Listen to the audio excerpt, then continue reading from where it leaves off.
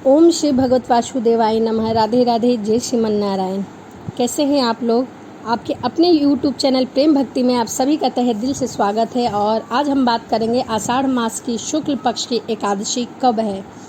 आषाढ़ मास की शुक्ल पक्ष की हरिशयनी एकादशी कब है, तो चलिए जानते हैं कि आषाढ़ मास की शुक्ल पक्ष की एकादशी हरिशयनी एकादशी कब है। वैसे साल में टोटल 24 एकादशियाँ होती हैं, एक कृष्ण पक्ष की, एक शुक्ल पक्ष की। इसे कुछ लोग ऐसे भी कहते हैं कि एक अंजोरा मतलब 15 दिन रोशनी वाला होता है, और एक अंधरा जो कि शुक्ल पक्ष होती है उसे अंधरा कहते हैं। तो ऐसे भी होती है, यानी कि टोटल 24 एकादशियाँ होती हैं।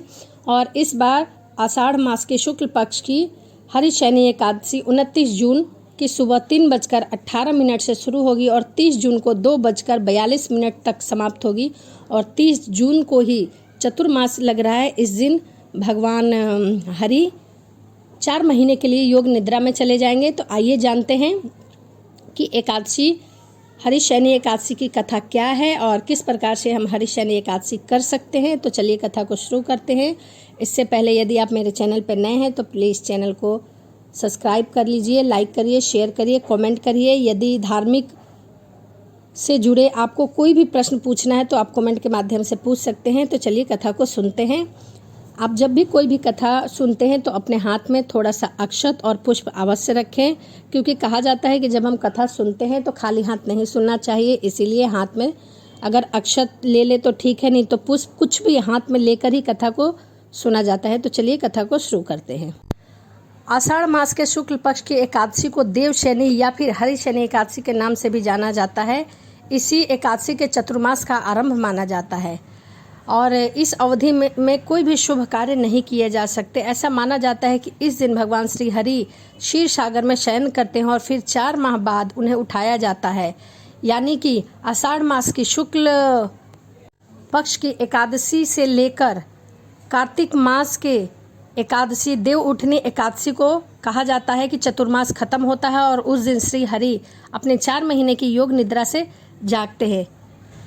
धर्मराज युधिष्ठिर ने कहा, हे केशव, आषाढ़ मास कृष्ण पक्ष की एकादशी का क्या नाम है? इस व्रत के करने की विधि क्या है? किस देवता की पूजा करनी चाहिए? श्री कृष्ण कहते हैं, हे युधिष्ठिर, जिस कथा को ब्रह्मा जी ने नारद जी से कहा वही मैं तुम्हें सुनाता हूँ। एक बार देव ऋषि नारद जी ने ब्रह्मा से इस एकादशी के विषय में जानने की बहुत उत्सुकता प्रकट की। तब ब्रह्मा जी ने उन्हें बताया कि सतयुग में मानधन्ता नाम का एक चक्रवर्ती सम्राट रहा करता था। उसके राज्य में प्रजा बहुत दुखी थी, किंतु भविष्य में क्या हो जाए यह कोई नहीं जानता था। अंत भी इस बात से अभिज्ञ थे कि उनके राज्य में शीघ्र ही भयंकर अकाल पड़ने वाली है।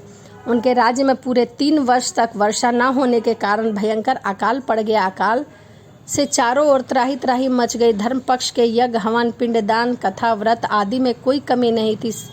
जब भी मुसीबत सर पर पड़ी थी तो धार्मिक कार्यों में प्राणी की रुचि कहाँ रह जाता है। प्रजा ने राजा के पास जाकर अपनी वेदना की दुहाई दी। राजा ने इस स्थिति को देखकर पहले ही दुखी थे। वे सोचने लगे कि आखिर मैंने ऐसा कौन सा पाप कर्म किया है जिसका दंड मुझे इस रूप में मिल रहा है। इस कष्ट से मुक्ति पाने का कोई साधन या फिर उद्देश्य तो अवश्य होगा। राजा सेना को लेकर जंगल की ओर चले गए। वहां विचरण करते करते एक दिन वह ब्रह्मा जी के पुत्र अंगिरा ऋषि के आश्रम पहुंच गया और उन्हें साष्टांग प्रणाम किया। ऋषिवर ने आशीर्वाद देकर कुशल पूछा। फिर राजा ने विचरने और अपने आश्रम में आने का प्रयोजन जानना चाहा। तब राजा ने हाथ जोड़कर कहा, हे महात्मा, सभी प्रकार के धर्मों का पालन करता हुआ भी मैं अपने राज्य में सुखी नहीं हूँ। आखिर किस कारण ऐसा हो रहा है? कृपा करके इसका समाधान करिए। यह सुनकर महर्षि अंगिरा ने कहा, हे राजन, सब युगों में उत्तम यह सतयुग है। इसमें छोटे से पाप का भी बड़ा भयंकर दंड मिलता है।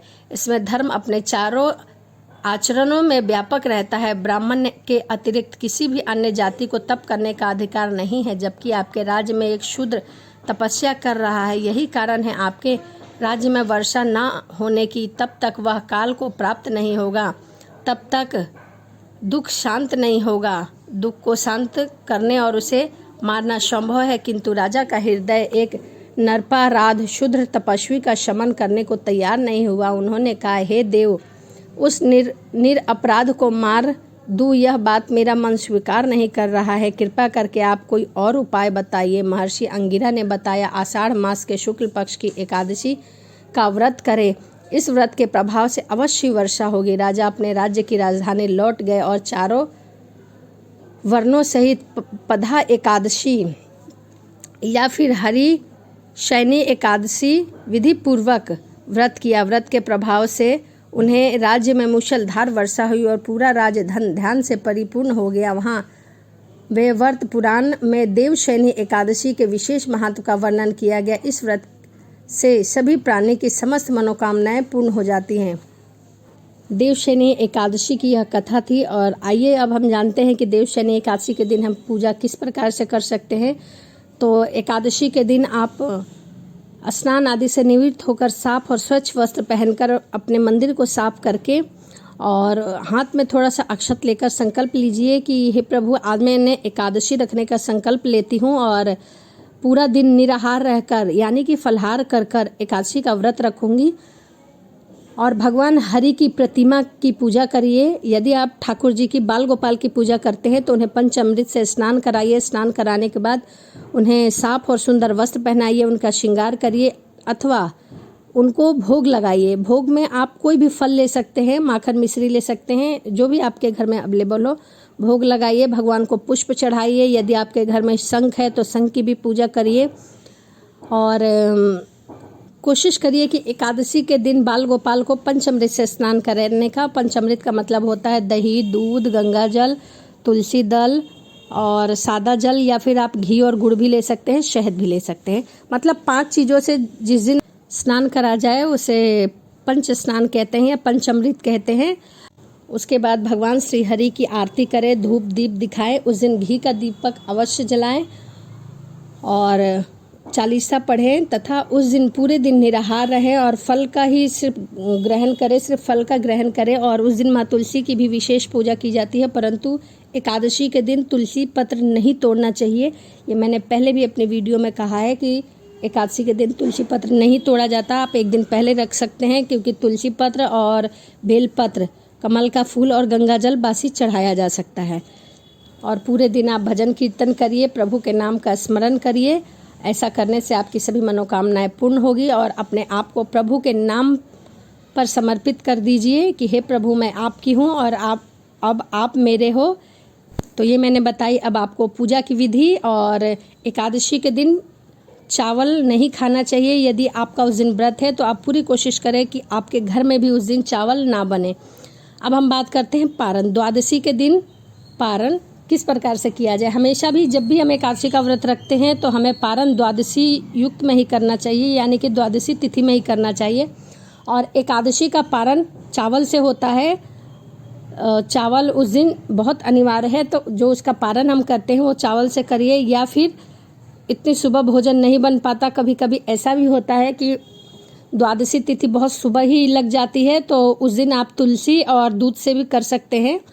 उसके बाद आप द्वादशी के दिन कोशिश करिए कि घी से बने हुए व्यंजन ही खाएं, घी से बने हुए भोजन ही करें और भोजन दिन में एक बार ही करें। ऐसा माना जाता है कि व्रत से ज़्यादा पारण का नियम हमें रखना चाहिए। तो इसकी जो पूजा की विधि थी, पारण थी और कथा थी, मैंने अपने वीडियो के माध्यम से आपको बताई है। और आपको वीडियो कैसी लगी? यदि वीडियो अच्छी लगी है तो please comment, share, like, subscribe जरूर करिए। यदि आपके कोई प्रश्न है तो आप मुझसे पूछ सकते हैं कमेंट के माध्यम से। और कमेंट में ओम श्री भगवत वासुदेवाय जरूर लिखें। तो चलिए इसी के साथ वीडियो को समाप्त करते हैं और मिलते हैं अगली वीडियो में। राधे राधे, जय श्रीमन नारायण।